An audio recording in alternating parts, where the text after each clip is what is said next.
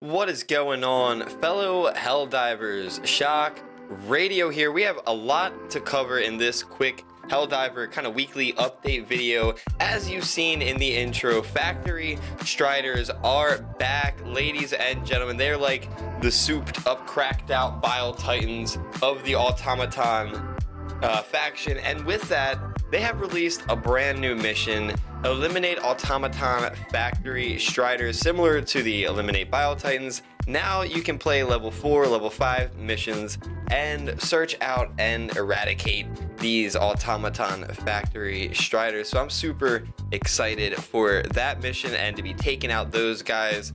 So that's going to be very exciting. Looking forward very much to that. Now on to the major order. We just crushed our last major order. We've been crushing all the major orders recently, it seems like, and now we have another pretty easy major order. It looks like we're going to pass this one with flying colors. At the time of recording, we have 1 day and 4 hours left to take over and liberate Marfark. There we go. The automatons are attempting to punch through the line at a single planet, hold it at all costs. So we have a pretty chill major order, 35 war bonds for you. Completing 6 secondary objectives will yield you another 15 if you are watching this before the morning time. Now moving on, we have some superstore items I just want to take a look at. I just acquired these as well. I've been grinding up some super credits since the new Warbond release. They have the CM10 Clinician on the superstore right now. You can grab that.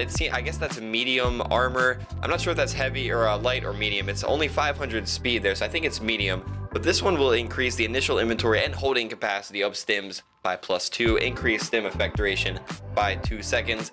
Probably one of the more OP armors as far as what kind of passive it has. Everyone loves extra stims. I'm not really a helmet guy yet. I'm still actually working my way through all the armors before I go ahead and get all the helmets. Now this is probably my favorite perks on the armors right now, especially with the new Warbond. The FS37 Ravager with the engineering kit further reduces recoil when crouching or prone by 30% and increases initial inventory and holding capacity of grenades by +2. Now not quite as good as what I like, the explosive resistant, but is probably a second or third favorite armor type of mine. That is for sure. Now Arrowhead did release a patch note today, guys, some balances, as well as releasing a list of known bug issues. And honestly, the list of known bug issues just seems to keep growing and growing. But this, as one Reddit user had posted, it seems Arrowhead has only one small team working on everything, which should have been obvious from the very beginning. Spitzer FX, a community manager in Discord, said that this is patently untrue. Arrowhead still is a very small team compared to the success of the game, and while we have dedicated Q&A, the people fixing the bugs with weapons and armor, for example, are the same people in charge of making new weapons and armor. It's important to us to maintain the cadence that we promised, 1 warbond per month, but equally important to everyone just to fix the glaring bugs and technical issues. There's just only so much a time in a work week. So Arrowhead is seemingly at a kind of fork in the road where they are kind of cast with either continuing the promise of 1 warbond or fixing the glaring issues that Helldivers has been presented with. Now, as Spitz, another community manager, had pointed out in the Discord, most of the bugs in the known issues list in patch notes are actively being worked on, but they are either large fixes that require a bit of time or low priority issues behind other things, and most should be patched in the next major build. It's difficult to maintain our cadence of 1 warbond per month while also fixing major technical glitches in time for the next patch. So this is gotta be extremely difficult. However, it seems like many players really don't mind the idea of them kind of slowing down the pace of 1 warbond per month. So as Parmesan Cheese has stated in Discord, no one will get mad if you change your plans to concentrate on fixing bugs instead of pumping out a warbond per month. Now this got 2.7 thousand upvotes on Reddit. Honestly, 1 warbond a month sounds like a chore for me as a player. I'm playing casually and still haven't even finished the free warbond. What's the rush? Despite what everyone here was preaching, There are no different teams. Everyone is working on everything. I don't understand why you would set such an exhausting goal, or what's stopping you from talking to the community and saying, you know what, we're going to focus on fixing the many issues with the game so there won't be a war bond this month. So that is a strong opinion that I kind of agree with, but also as a no shame, no lifer, it does get a bit stale not having something to grind for in a game like this. So I definitely do like the idea of one war bond a month, but I'm totally with them on taking a few moments to step back and fix these issues. What do you guys think about Arrowhead stepping back and just not really going with one war bond per month, fixing the issues that are just really bugging the community? And with that, we're going to talk about those issues and what balance changes have been made, what the issues are at hand. Now, it does seem like the issues are outgrowing the fixes with every update.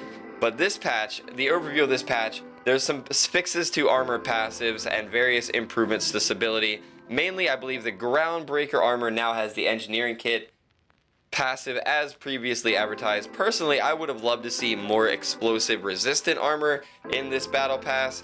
But it does seem like there is either a love it or hate it kind of attitude for this new war bond. Let me know in the comments if you are a lover or a hater of the new war bond. Now, moving on to the fixes, they fixed an issue that resulted in different damage being dealt enemies between PC and console players. So there has been an issue of like if a PC player is a host or if a PlayStation player is a host, the game mechanics are just a little different. The railgun, for example, is a big one. The railgun was able to one-shot Bile Titans when PlayStation was the host, but not when PC were the host. So we're gonna see what that's gonna do. Red boxes in defense missions are no longer visible. That's a great cosmetic change. Major orders should now properly display text. Fix multiple crashes that occur in the loadout screen when others players left or joined the game. Fix multiple crashes that could occur after extraction when the mission results and rewards were shown.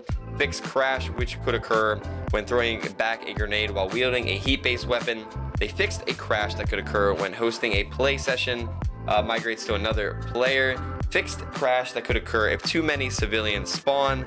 Fixed various other crashes that occur when deploying to the mission, and fixed various other crashes that occur during gameplay. So this was definitely a major kind of bug fix for crashes. They are trying to limit the amount of time that we are wasting in missions.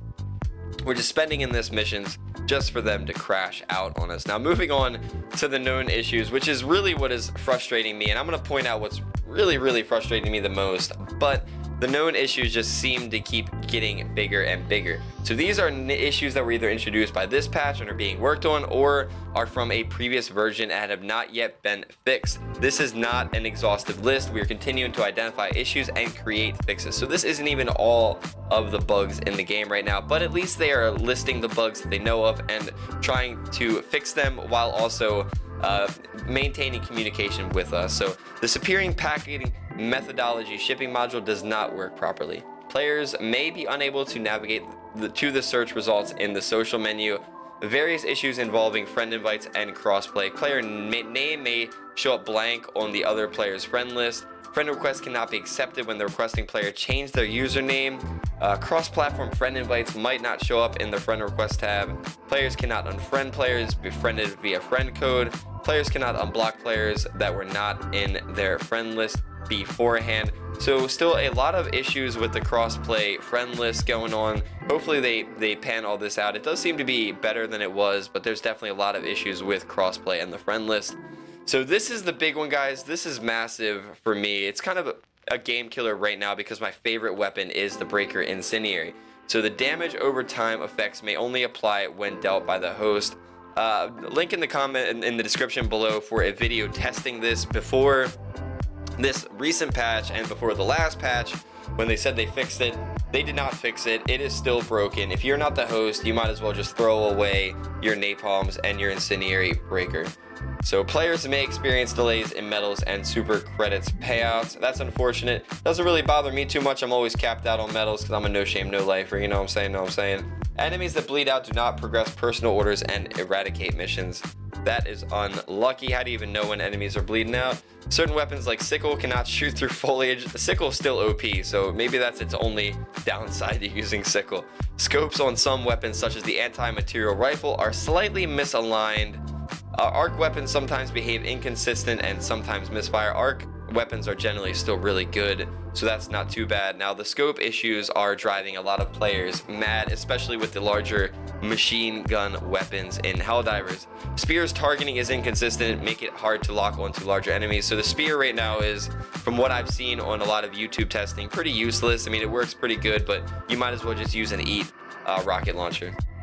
So strategy B might attach itself to an enemy, but will deploy right on your face, right on you and everyone you love, taking out you and everyone with Super Earth with you.